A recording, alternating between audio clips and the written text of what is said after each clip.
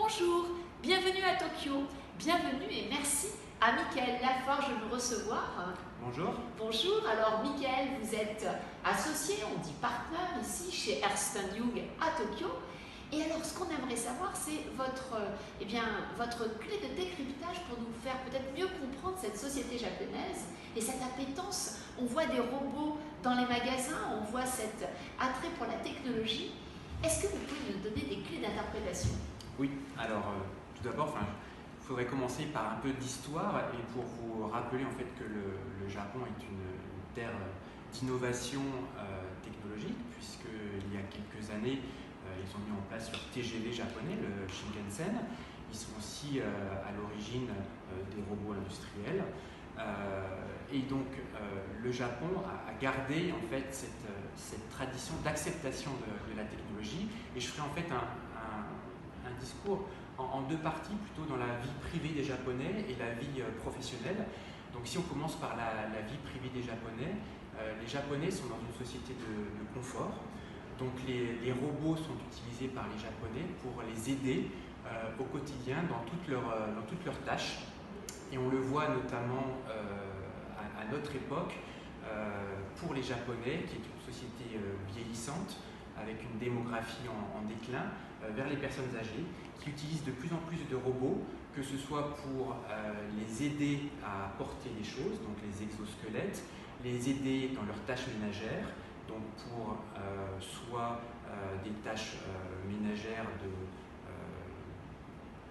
première utilité, etc., ou même des robots de compagnie qui leur tiennent compagnie la journée pour leur lire des histoires ou leur allumer la télé, etc.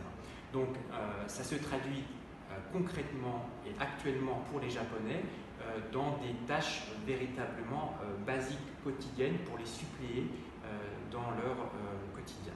Alors d'un point de vue professionnel, c'est un tout petit peu différent. La démographie est aussi un problème puisque la perte de main-d'œuvre fait que les entreprises manquent de ressources et donc les Japonais ont principalement suppléé ce manque de ressources par l'utilisation des robots. Et on le voit très concrètement dans les industries manufacturières où les robots viennent à côté de l'homme pour suppléer et aider l'homme dans les chaînes de production. Avec un petit bémol tout de même, c'est notamment dans les processus fonctionnels des sociétés. Le Japon reste quand même très traditionnel avec des processus très papier. Donc la mise en place de la technologie dans ces processus fonctionnels, notamment dans la finance, dans les entreprises telles que les banques ou les assurances, c'est un petit peu plus long et on est véritablement au début de la digitalisation des processus. Donc c'est très intéressant puisque vous êtes en train de nous dire qu'en fait il y a un paradoxe entre la perception, ce qu'on peut voir, l'effet buzz, l'effet technologique des robots dans les magasins, et puis en fait, quand on comprend le contexte, le robot est là pour aider l'humain donc dans son travail, puisqu'il y a de moins en moins en fait, d'employés compte tenu donc, de la montée en âge des personnes et puis du faible taux de natalité.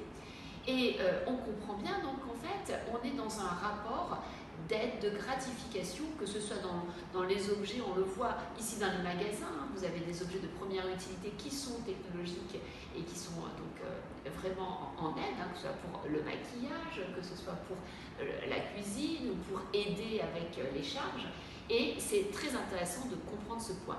Est-ce que vous avez peut-être un exemple dans les entreprises aujourd'hui sur un aspect précis peut-être de la technologie, un aspect qui serait peut-être lié à des modes d'industrialisation ou à des développements peut-être plus liés à des besoins clients? Est-ce qu'il y a des plateformes communes qui se créent sur des data? Est-ce qu'il y a des incubateurs? Est-ce que ces incubateurs sont que sur l'innovation ou ils sont aussi sur du business? Comment ça se passe dans les entreprises pour peut-être les grands clients ou les grands clients français peut-être? Alors, sur ce point très particulier des incubateurs ou des startups au niveau de l'innovation, je pense que c'est un peu une différence par rapport à la France. L'innovation ici au Japon est principalement liée aux grandes entreprises, c'est-à-dire que c'est les grandes entreprises qui investissent une certaine somme d'argent dans des filiales dédiées qui vont être portés par des salariés qui vont être là pour innover ou mettre en place des choses nouvelles ou créer des start-up à l'intérieur même de ces grandes sociétés. Et un des problèmes du Japon, justement, c'est de favoriser l'écosystème des start-up en dehors de ces grandes sociétés. Et c'est pour ça, en fait, que peut-être le Japon est un peu particulier par rapport notamment à l'Europe ou même les États-Unis, et qu'on n'a pas toutes ces success stories qu'on pourrait avoir en Europe ou aux États-Unis, et qu'on manque encore d'un écosystème qui sorte de ces grandes entreprises. Merci beaucoup, merci pour votre partage, pour tous ces points d'ancrage qui nous permettent de mieux appréhender ici la robotique, l'intelligence artificielle et le digital à Tokyo. Merci.